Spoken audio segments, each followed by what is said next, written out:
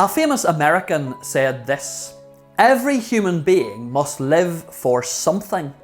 Something must capture our imaginations, our heart's most fundamental allegiance and hope."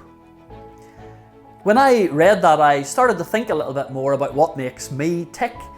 And then I started to think about how the COVID-19 pandemic has impacted that. I love family. I come from Northern Ireland, and my parents live there, and my 3 brothers and sisters live there with their spouses and their children, and my extended family is from there as well. And I absolutely love taking my wife and my kids and going across to Northern Ireland and spending time with family. But I haven't been able to do that now for more than a year, which is the longest time ever that I haven't been able to see them. And there's many people in much worse situations than that.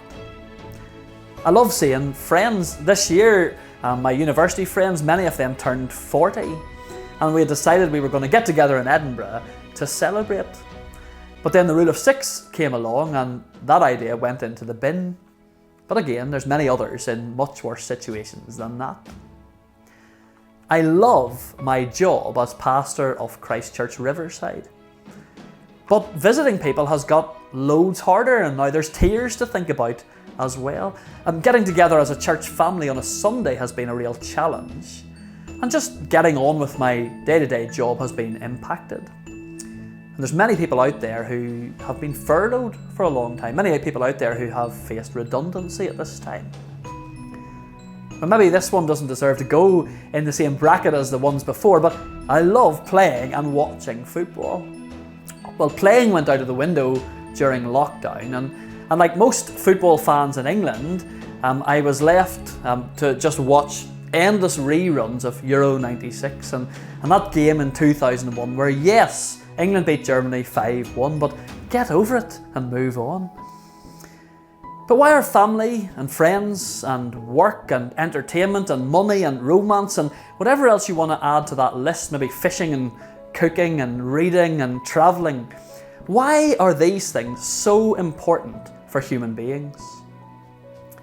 Well, these are the things that capture our imagination, our allegiance, and our hopes. These are the things that we value the highest. These are the things that we worship.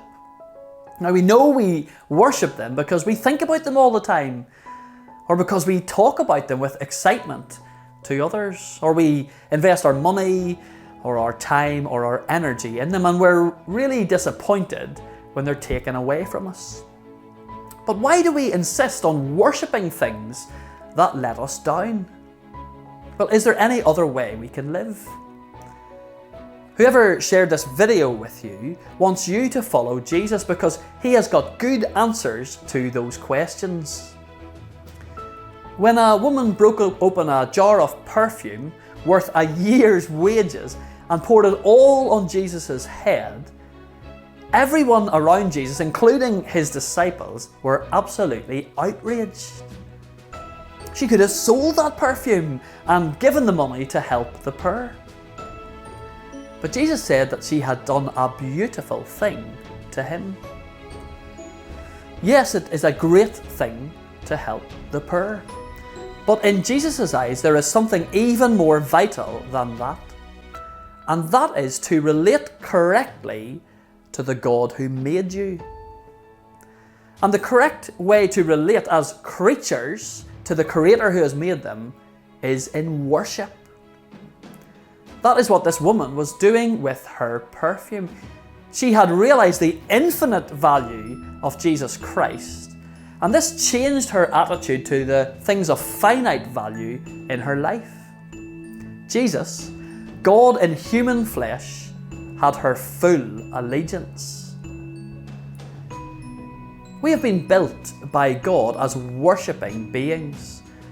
And sin, this turning away from God to rule ourselves, it hasn't changed our nature in this way.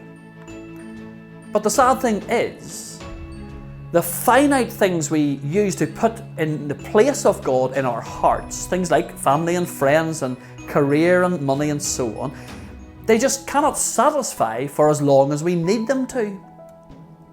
In the best case scenario, they may keep us happy and content right up to our death.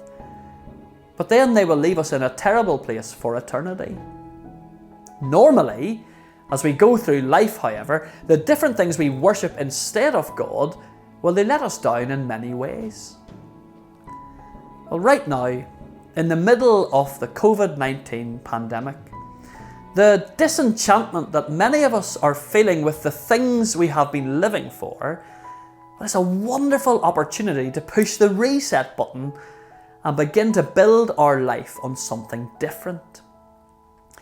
Whoever shared this video with you wants you to know that to follow Jesus will mean giving your allegiance to someone who is worth our worship, someone who will never let us down, someone who loves us so much he has made a way for our hearts to be changed so that we worship properly now and for eternity to come.